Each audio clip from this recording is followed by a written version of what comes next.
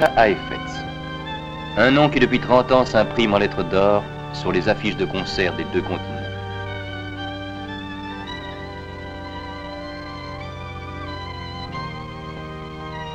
Un billet pour un récital Heifetz, c'est pour le mélomane la promesse d'un violon enchanteur.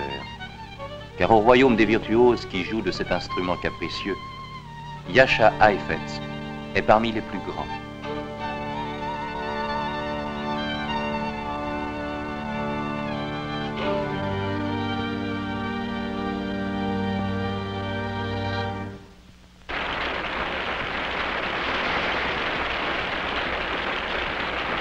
Pourquoi cet enchantement commun à tous les auditeurs, où que Heifetz soit entendu? Cela ne peut s'expliquer uniquement par la perfection technique, l'élévation de la musique ou d'un instrument sublime. La raison en est que Heifetz, c'est l'incarnation même du violon, et qu'entre ses doigts de magicien revivent telles qu'elles furent composées les plus grandes pages de la musique de tous les temps. Mais ce grand artiste, qui est-il vraiment? Avant tout un homme animé de la détermination absolue d'être lui-même, sachant qu'une vie exclusivement appliquée à servir une technique est une vie stérile. Entre ses tournées de concert, il se détend en Californie, où il habite près du soleil et de la mer qu'il aime tant. Il fait du bateau, joue au tennis ou au ping-pong avec sa famille et ses amis, travaille à son jardin, bricole, apportant à tout cela une même précision que caractérise la grâce de ses mouvements et de ses gestes. La vie de Jascha aujourd'hui, c'est à son père qu'il la doit. Ce père qui sentit, lorsque son petit garçon était à peine assez grand pour tenir un violon, que son fils avait entre les mains la promesse d'un don qui ne peut être enseigné, et se dévoie lui-même à le développer chez son enfant. La promesse fut tenue, avant même que Jascha eût 13 ans. Fritz Kreisler, l'entendant jouer, déclara « Les autres violonistes feraient mieux de prendre leurs instruments et de les briser sur leurs genoux. » Aujourd'hui, Heifetz s'exerce relativement peu. Relativement. Quand il prépare ses concerts, il franchit les quelques mètres qui séparent sa maison de son studio, qui séparent l'homme de l'artiste. Maintenant commence un véritable entraînement dont pourrait se réclamer un athlète.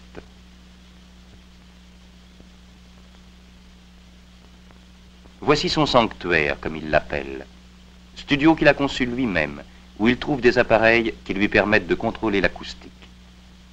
Il commence un travail solitaire, discipliné.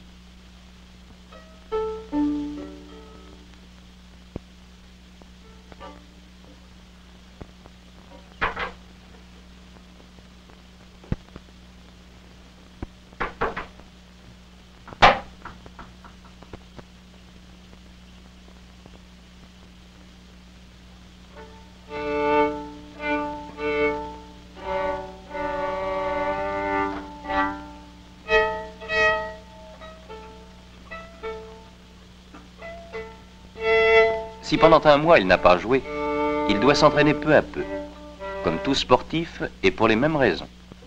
Peut-être seulement 10 minutes le premier jour, car l'implacable première corde d'acier qu'il utilise sur son violon pour les mi pourrait le blesser.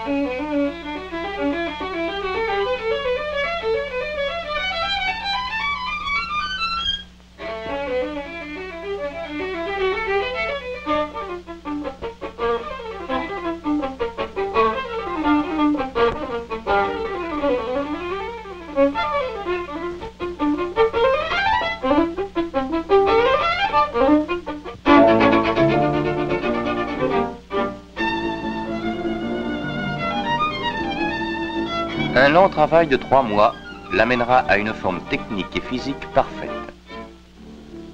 Il devra être d'attaque comme un boxeur professionnel.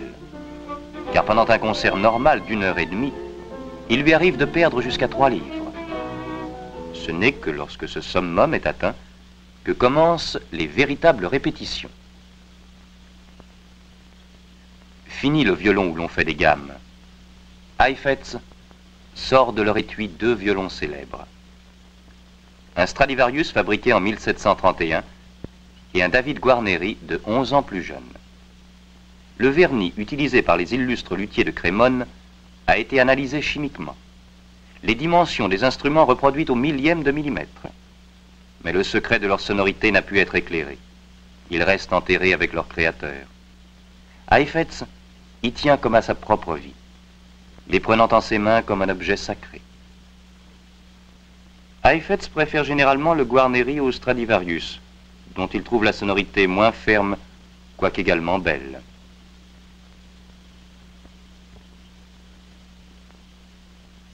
Quand enfin résonnent les cordes de ce violon, le virtuose a terminé sa préparation assidue.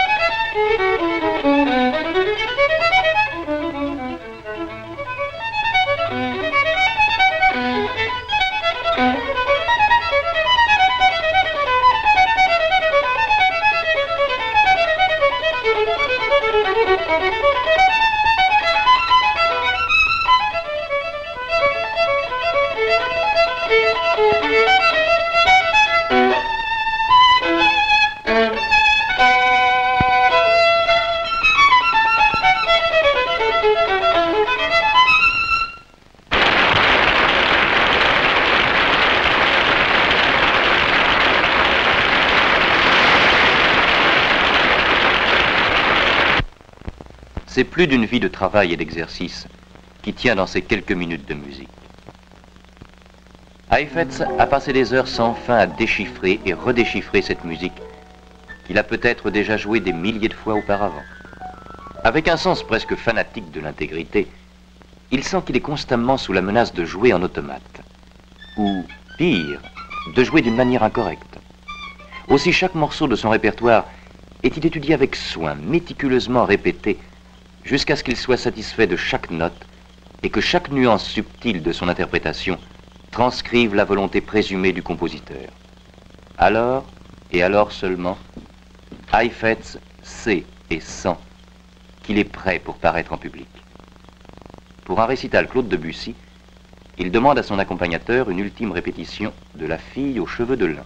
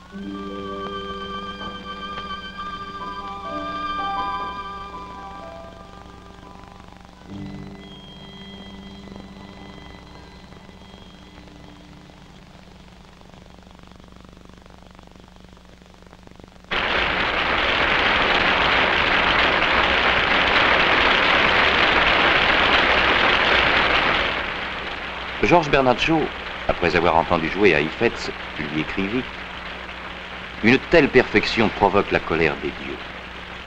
Je vous engage à les apaiser en faisant chaque jour 2 ou 3 fausses notes avant de vous coucher. »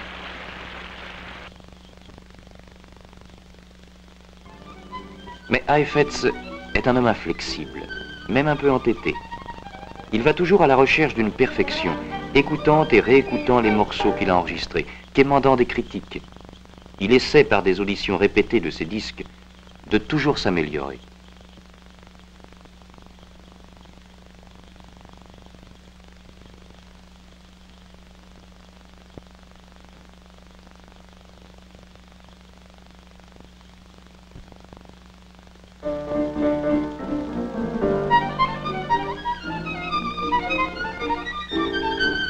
Le mécanisme extraordinaire de ses mains nous est révélé par le ralenti de la caméra. S'étudiant sans cesse, c'est lui-même qui demanda récemment à voir ses mains jouer 8 fois plus lentement qu'à leur vitesse réelle.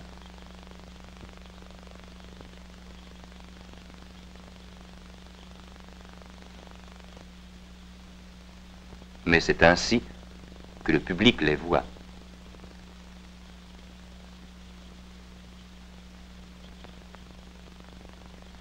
La technique, une précision parfaite peuvent s'expliquer. Mais pour le sentiment, l'âme avec laquelle un musicien interprète une œuvre, il n'y a pas de mots. On ne peut qu'écouter.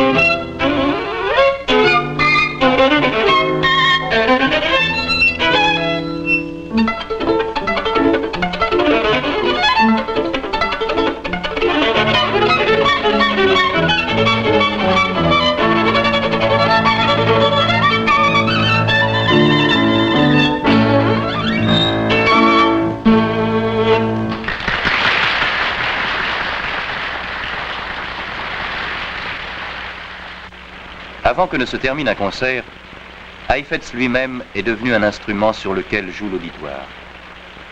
Ainsi peut-il arriver, sous les applaudissements répétés, à oublier sa fatigue. À combien de rappels vient-il de répondre? Ceci n'est pas la moindre part de sa récompense pour ces mois et ces années interminables de travail qui ont donné au nom de Jascha Heifetz une place exceptionnelle dans le monde de la grande musique.